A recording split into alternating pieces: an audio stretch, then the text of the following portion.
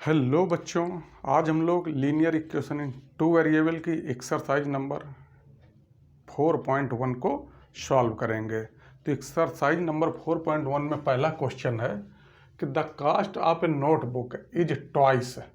बच्चों, कोई भी सवाल जब इस टाइप का दिया हुआ हो तो उसको बहुत ध्यान से हम 1, 2 या 3 बार पढ़ते हैं कि सवाल क्या कह रहा है। The cost of a notebook, cost of a notebook is twice the cost of a pen. ये ध्यान रखिएगा कि एक नोटबुक है और एक पेन है, तो जो नोटबुक की कास्ट है वो पेन की कास्ट से डबल है। Write a linear equation in two variable to represent this statement.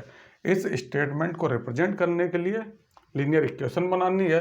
साथ में क्वेश्चन में दे रखा है कि नोटबुक को हम x, the cost of notebook भी एक्स, कि नोटबुक की कास्ट एक्स रुपीज़ है एंड द पेन कास्ट भी वाई रुपीज़।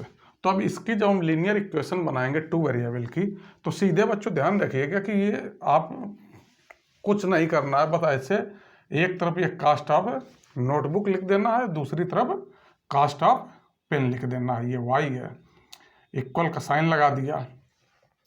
अब क्या करते हैं कि सवाल में हमारा दे रखा है the cost of a notebook is twice the cost of a pen, यानी ये नोटबुक की कास्ट है, ये पेन की कास्ट है। अब वो बोल रहा है कि ये जो है नोटबुक की कास्ट इससे डबल है। तो अब बच्चों ध्यान दो कि ये दोनों इक्वल कब होंगे।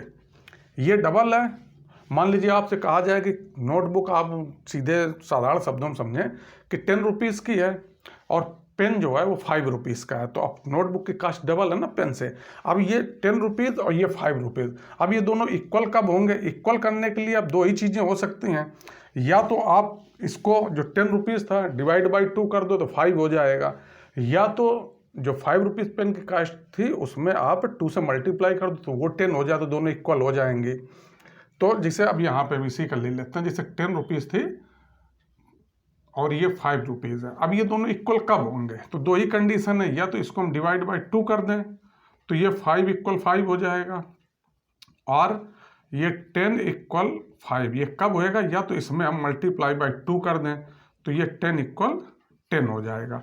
ये दो कंडीशन है। तो वही चीज़ अब यहाँ हम अप्लाई करेंगे कि cost of notebook is twice the cost of pen, तो इससे ये डबल है।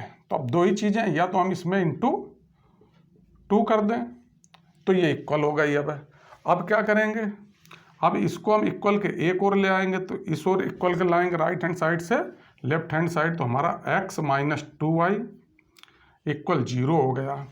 तो ये बच्चों देखिए, आप linear equation in two variable आपकी बन गई, क्योंकि linear equation in two variable जो स्टैंडर्ड फॉर्मेट होता है वो होता है बच्चों ax plus by plus c equal 0। अब इसमें हम प्लस अगर 0 कर दें तो अपने आप इसी फॉर्मेट में आ जाएगा। तो आपकी जो ये क्वेश्चन था पहला, तो उसका सलूशन ये हो जाएगा कि लीनियर इक्वेशन जो आपको रिप्रेजेंट करनी है इस स्टेटमेंट की, तो वो हो जाएगी x माइनस 2y इक्वल 0।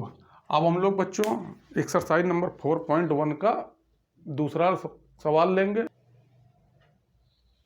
बच्चों हमारा दूसरा सवाल है, यानी सेकंड क्वेश्चन एक्सरसाइज 4.1 का। क्वेश्चन नंबर 2 कहता है express the following linear equation in the form ax plus by plus c equal 0 and indicate the value of a b c in each case. तो फर्स्ट हमारा है 2x plus 3y equal 9.35 के ऊपर बार। तो ये पहला जब हम सोल्यूशन में लिया 2x प्लस 3y इक्वल 9.35 बार।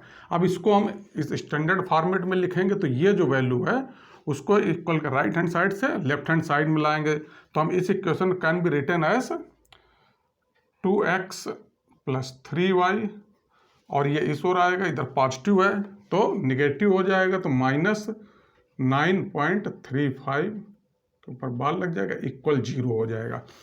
अब ये इक्वेशन, इस इक्वेशन से हम कंपेयर करेंगे तो यहाँ पे क्या हो जाएगा, इसमें हम बोल सकते हैं कि हियर अब x के साथ कॉफिशिएंट a है, यहाँ पे x का क्या कॉफिशिएंट है 2, तो a इक्वल टू हो जाएगा 2, और b इक्वल क्या हो जाएगा बच्चों, यहाँ पे ax प्लस by सॉरी, तो y का कॉफिशिएंट 3 है तो b इक्वल टू हो जाएगा 3, और c इक्वल क्या हो जाएगा, जो वैल्यू यहाँ पे ये है ये हो जाएगी इक्वल -9.35 पे बार।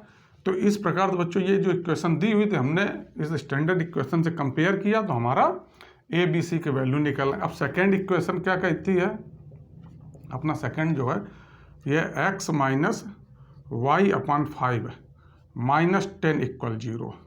यहाँ पे भी अब इसको कंपेयर करें अगर, या इसको हम किस प्रकार से लिख दें, कैन बी रिटन एज, इसको कैन बी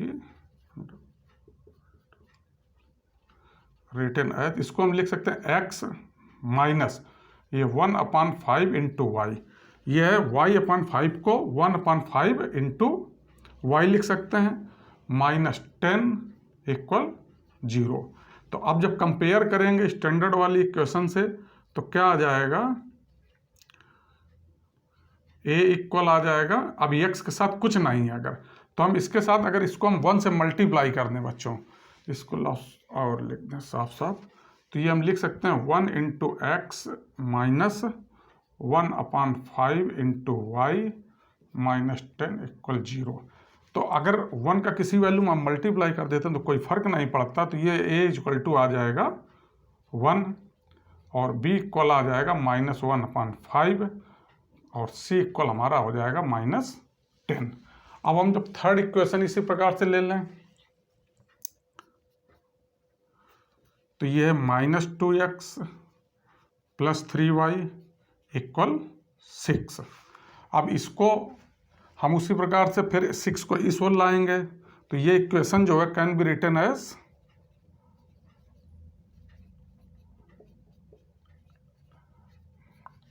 तो ये 6 इस ओर आ जाएगा तो ये क्या हो जाएगा हमारा 2x माइनस का प्लस 3y -6 इक्वल 0 हो जाएगा। ये 6 इक्वेशन में इस ओर से इस ओर आ गया। अब जब कंपेयर करेंगे तो क्या हो जाएगा,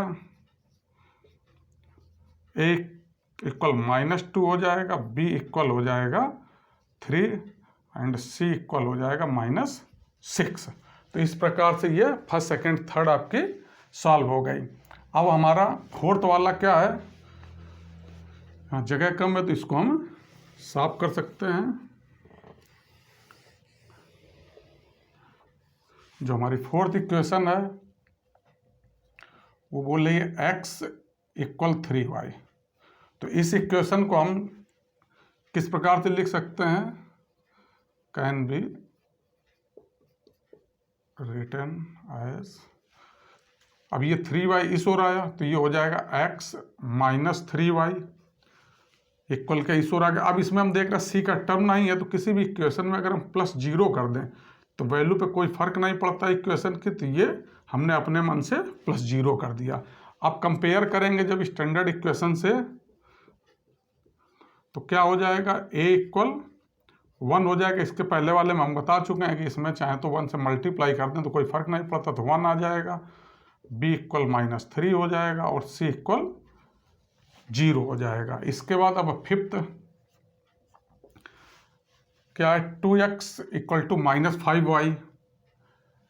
तो इसको बच्चों इसी प्रकार से अब जैसे x इक्वल टू 3y था सॉल्व कर लेना। अब नेक्स्ट ले रहे हैं, ये हम ले लें सिक्स्थ वाला क्वेश्चन, तो ये हो जाएगा 3x प्लस 2 इक्वल 0। अब इसमें देखिए बच्चों y का टर्म नहीं है तो हम इसको किस प्रकार से लिख सकते हैं,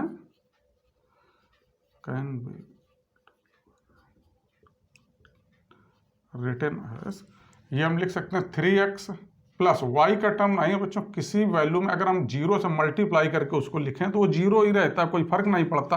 तो y का टर्म नहीं है तो हम उसको 0 इंटू वाई लिख देंगे, बाकी +2 इक्वल 0। तो इसकी अगर 0 इंटू वाई लिखा हुआ तो इस इक्वेशन में कोई फर्क नहीं पड़ेगा, यही रहेगा उसका सोल्यूशन। इसी प्रकार से अगर कोई आपको इक्वेशन दी हो जिसमें x का टर्म ना हो तो आप 0 इंटू एक्स भी लिख सकते हैं और उसको फिर कंपेयर करके निकाल सकते हैं। तो अब यहाँ ही क्या हो जाएगा, आप a इक्वल देखेंगे 3 तो b इक्वल क्या आ जाएगा 0, क्योंकि y के टर्म में 0 से हमने मल्टीप्लाई करके लिखी है इक्वेशन तो कोई फर्क नहीं पड़ रहा, तो ये चीज़ आ गई और c इक्वल 2 आ गया। इस प्रकार से बच्चों आपकी NCERT की बुक में 4.1 एक्सरसाइज में ये 2 क्वेश्चन दिए हुए थे। जो कि दोनों मैंने सॉल्व करके आप तक पहुंचा दिया। अगर इन क्वेश्चनों को सॉल्व करने में आपको ना समझ में आ रहा हो या सवाल लगाएं, कोई प्रॉब्लम हो तो आप हमें लिखिए, हम फिर से आपको बताएंगे।